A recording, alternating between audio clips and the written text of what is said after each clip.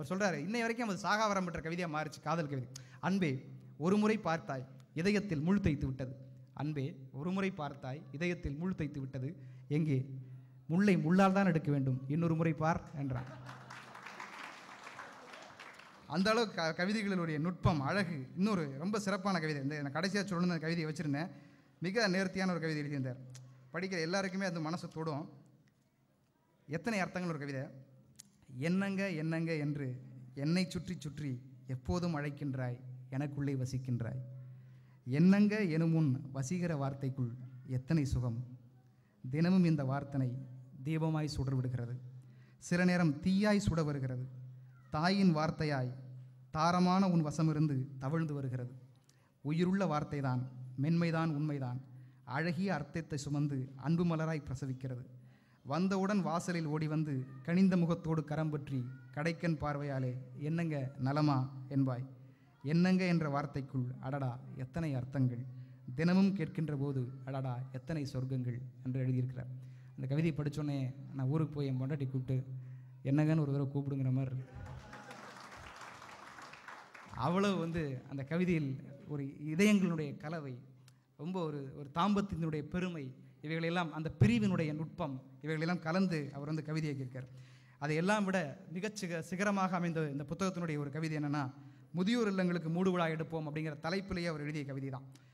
இன்றைக்கி தமிழகத்தில், இந்தியாவில் பரவலாக எல்லா இடங்களிலும் எவ்வளவு தூரம் மடங்கள் பெருகி இருக்கிறதோ அதை விட அதிகமாக இந்த அனாதை இல்லங்களில் முதியோர் இல்லங்களாக மாற்றப்பட்டு கொண்டிருக்கிறதுங்கிற ஒரு அவலம் தமிழகத்தில் இன்றைக்கி தலைவிரித்து ஆடிக்கொண்டிருக்கிறது. அவ்வளோ தூரம் அம்மா அப்பாவை வைத்துக் கொள்வதற்கு அவ்வளவு சிரமமாக இருக்குது. நான் தனியார் தொலைக்காட்சி இந்த தாய் நலம் அன்ற தினத்தன்றை கூட ஒரு பேட்டி கொடுத்தேன். ஒரு தாயும் தந்தையும் தனக்கு ஒரு கட்டத்துக்கு மேலே சுமையாயிடுறாங்க, பாரமாயிடுறாங்க. சிறகுகளே பறவைக்கு ஒரு கட்டத்தில் பாரமாயிடும். அப்போ அந்த பறவை எப்படி பறக்க முடியாது. அது ஒரு முடமான பறவையாக தான் விழும், மண்ணில் விழும். அப்படி ஒரு புதிய சொந்தம் திடீரென்று தனக்கு கிடைத்து விட்டது என்பதற்காக அந்த அற்புதமான தன்னுடைய தொப்புள் குடி உறவுகளை துண்டித்துக் கொள்ள துணிகிற அந்த இதயம். ஒரு விஷயம் நான் உண்மையாக சொல்கிறேன் நண்பர்களே, இதயத்திலும் சொல்கிறேன். ஒரு மனிதன் கடவுளை நம்பாதவனாக கூட இருக்கலாம், கடவுளை தொழாதவனாக கூட இருக்கலாம். ஆனால் ஒரு காரியத்தை செய்ய போகிறவன், ஒரு பயணத்துக்கு போகிறவன், அல்லது ஒரு லட்சியத்துக்காக போகிற, வெற்றி போகிற போகிற வேலைக்காக போகிறவன், தன்னுடைய தாய் தந்தையை நிற்க வச்சு அவங்க சாஷ்டாங்கமாக அவன் காலில் விழுந்து எந்திரிச்சிட்டு போய் பாருங்கள், அந்த காரியம் வெற்றி அடையும். இது சத்தியமான வார்த்தை. நான் அப்படி தான் செய்வேன். நான் எந்த வெளிநாடு எந்த இடத்துக்கு வந்தாலும் எந்த பாதுகாப்புக்கெல்லாம் எதுவுமே பேசலை. எங்கள் அப்பா அம்மா காலில் விழுந்து ஒரு வாட்டி கும்பிட்டு, ஏதாவது ஒரு பெரிய போட்டி கவியரங்கத்துக்கு போகிறோம் அவங்க காலில். ஏன்னா அவங்கள விட நம் மீது அக்கறையும் பாசமும் ஆசீர்வாதமும் செலுத்தக்கூடிய தகுதி இந்த பூமியில் எவருமே கிடையாது.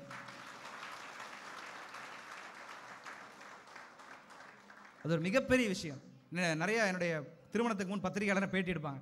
உங்களுடைய திருமணம் காதல் திருமணம், சொந்த திருமணமா? நான் அழுத்தமாக சொன்னேன், சொந்த எங்களுடைய வீட்டார் பார்க்குற திருமணம் தான். ஏன் அப்படின்னா, எனக்குள்ள அழுத்தமான ஒரு பிடிவாதம் இருந்துச்சு.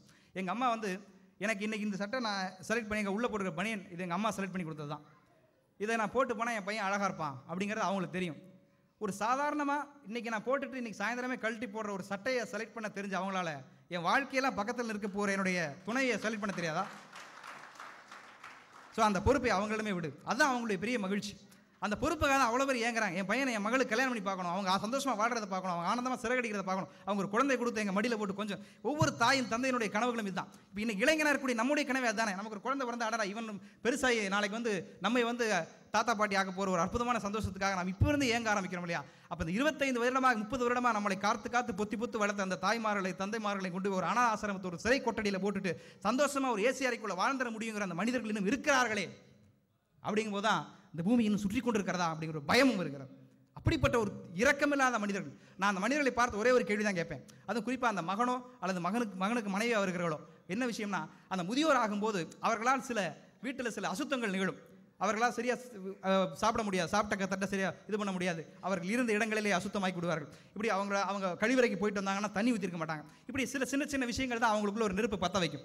நான் அவங்கள பார்த்து என்ன கேட்குறேன்னா, இவங்க அசுத்தம் என்பதற்காக அவங்களை ஒதுக்கி சுத்தமாக வாழ முயற்சி பண்ணுகிறாயே, இந்த தாயும் தந்தையும் இவனுடைய அசுத்தம் தானே உன்னுடைய கணவன்.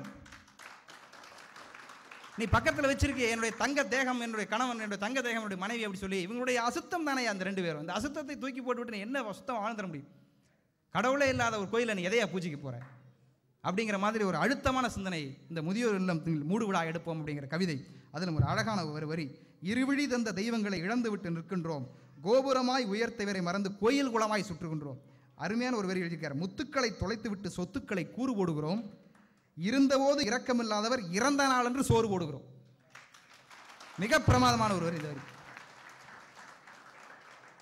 இந்த புத்தகம் நிரம்ப ஒவ்வொரு பக்கங்களிலுமே புதையல்களாக ஒளிந்து கிடக்கிறது. அப்படிங்கும்போது மிக மனமகிழ்ச்சியாக இருக்கிறது. இப்படிப்பட்ட ஒரு நல்ல தரமான ஒரு படைப்பாளனுடைய விழாவிற்காக இவ்வளவு சிரமங்களை மேற்கொண்டு இங்கே வந்தாலும் இங்கே ஒரு அற்புதமான படைப்பை வெளியிட்டக்கூடிய ஒரு பாக்கியம், ஒரு பெருமிதம் நமக்கு சேர்ந்தது என்கிற மனமகிழ்ச்சியோடு அதை விட கடந்து கிட்டத்தட்ட 1.25 மணி நேரமாக இங்கே நான் வந்து என்னுடைய உரையை நிகழ்த்தியிருக்கேன். ஆனால் அவ்வளவு பேருமே ஏதோ ஒரு உறவினருடைய உரையை, ஒரு அண்ணன் தம்பி, ஒரு சகோதரர், ஒரு நண்பன், சக நண்பனுடைய உரையை கேட்டதைப் போல அவ்வளவு ஈடுபாட்டோடு மனமகிழ்ச்சியோடு இந்த அரங்கத்தை கேட்டதைப் போல நான் நிறைய இடங்களில் பார்த்ததே கிடையாது. அவ்வளவு பிரமாதமான ஒரு நேயர்கள்.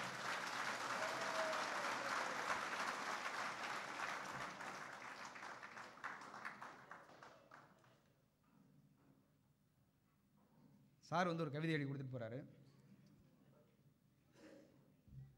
நீ தாயை விழுந்து வணங்கச் சொன்னாய், நான் விழுந்து கிடந்ததே குப்பை தொட்டிதானே, நான் யாரை வணங்குவது?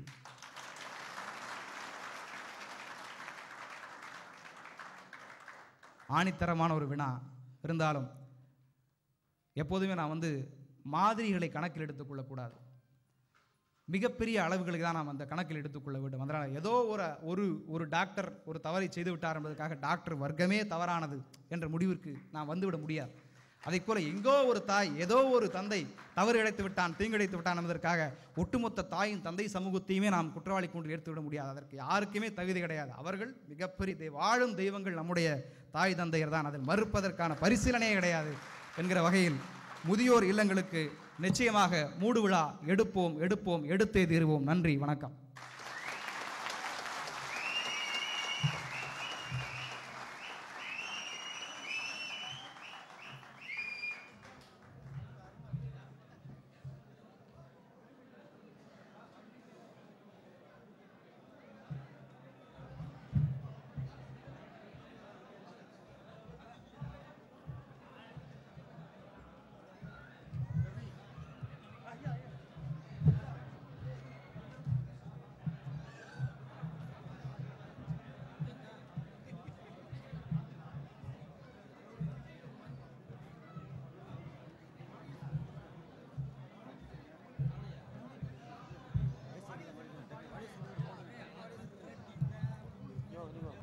வாழிய செந்தமிழ், வாழிய செந்தமிழ் வாழ்க நற்றமிழர், வாழிய பாரத மணி திருநாடு. வந்தே மாதரம், வந்தே மாதரம், வந்தே மாதரம். நன்றி.